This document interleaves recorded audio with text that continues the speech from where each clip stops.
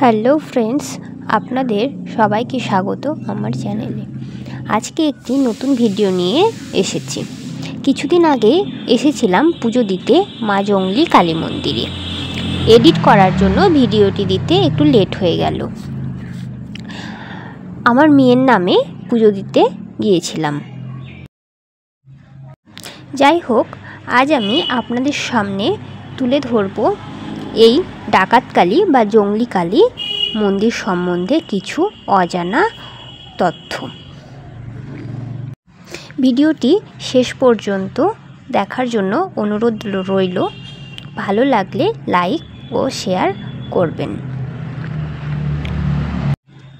এই মন্দিরটি অবস্থিত মুর্শিদাবাদ জেলার নসিপুরে। এই মা জংলি কালী বা ডাকাতকালী হিসেবে পরিচিত। আজকে আপনাদের সঙ্গে শেয়ার করব রঘু ডাকাত ও মা কালীর অদ্ভুত ও গা ছমছম করা কিছু অলৌকিক কাহিনী। কথিত আছে, বর্তমানে যেখানে মন্দিরটি রয়েছে সেখানে ঘন জঙ্গলে ভর্তি ছিল। কাছাকাছি কোনো জনবসতিও ছিল না। লোকমুখে নানা কথা প্রচলিত রয়েছে। এই মন্দিরটি অত্যন্ত পুরনো একটি মন্দির।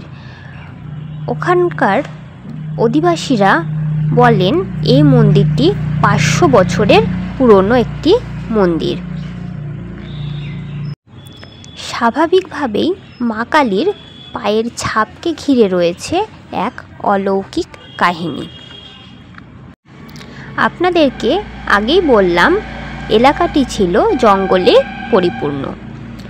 ডাকাতরা বসবাস করত এই এলাকায়।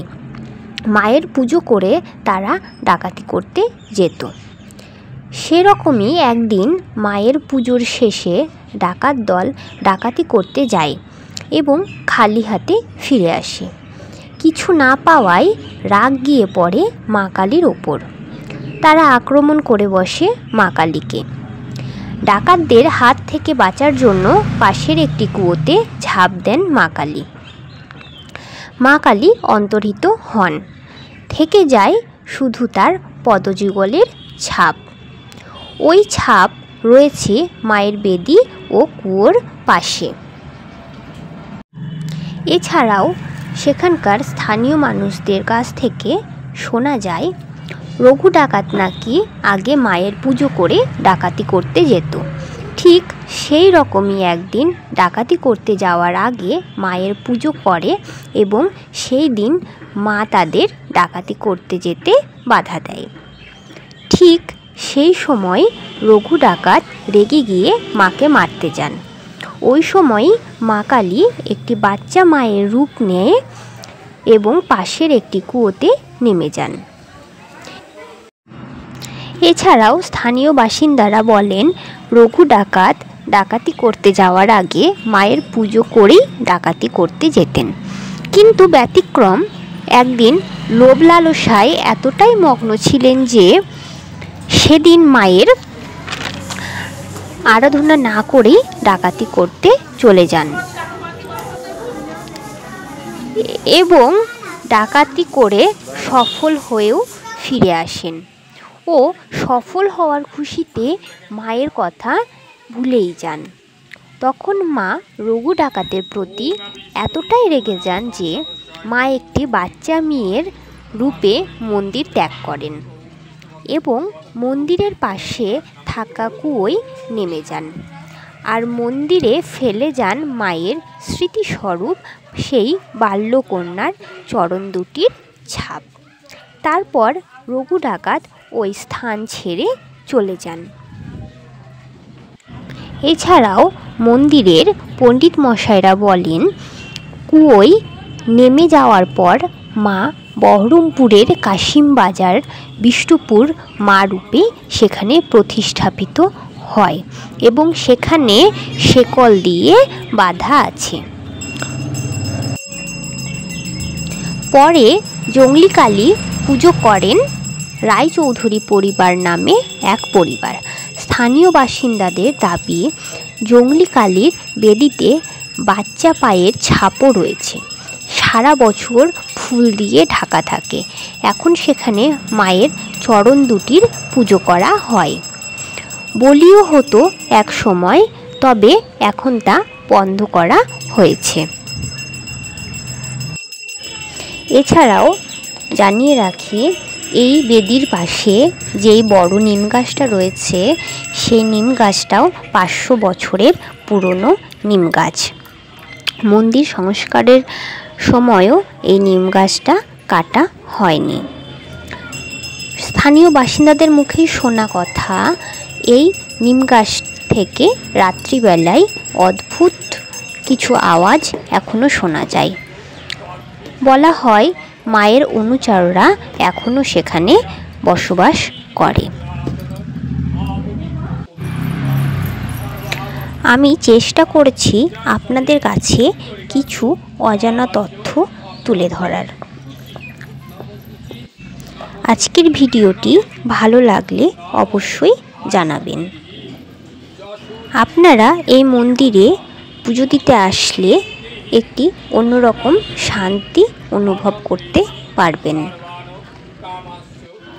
সারা বছর ধরে পুজো হলেও কালী পুজোর দিনে মানুষের ভিড় থাকে চোখে পড়ার মতন। বিশ্বাস, আস্থা সমস্ত কিছু নিয়েই জংলি কালী আজও আকর্ষণের কেন্দ্র। মন্দির প্রাঙ্গণে একটি শিব মন্দিরও আছে। সামনেই শিবরাত্রি, মানুষের ভিড় থাকে চোখে পড়ার মতন।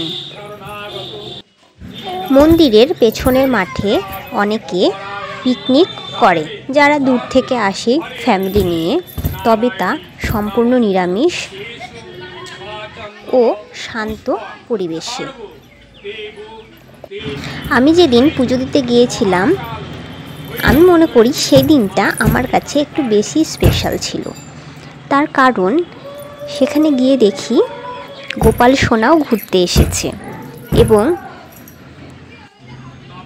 গোপু সোনার জন্য সেখানে ভোগ রান্না হচ্ছিল। ভিডিওটি শেষ পর্যন্ত দেখলে বুঝতে পারবেন। আপনাদের আমি আরও একটি কথা জানিয়ে রাখি, আমি এর আগে যখন পুজো দিতে গিয়েছিলাম তখন কোনো পুরোহিত ছিল না। এখন প্রতি শনি মঙ্গলবার সকাল 10টা থেকে দুপুর 2টো পর্যন্ত পুরোহিত থাকে। এবার বলি কিভাবে যাবেন। কলকাতা থেকে বহরমপুর হয়ে নসিপুর 252 কিলোমিটার। গাড়িতে যেতে পারেন অথবা বাসে বহরমপুর গিয়ে সেখান থেকে বাস বা গাড়িতে যেতে পারেন। ট্রেনে যেতে হলে বহরমপুর হয়ে মুর্শিদাবাদ অথবা আজিমগঞ্জ স্টেশন চলুন। সেখান থেকে বাসে বা গাড়িতে চলুন নসিপুর। আজিমগঞ্জ থেকে নসিপুর 20 কিলোমিটার এবং বহরমপুর থেকে নসিপুর 25 কিলোমিটার। নসিপুরের ডাকাতকালী দেখতে গিয়ে 2টো দিন মুর্শিদাবাদে কাটিয়ে যান। দেখে নিন মুর্শিদাবাদের স্মৃতি স্থাপত্য। ভিডিওটি শেষ পর্যন্ত দেখার জন্য ধন্যবাদ।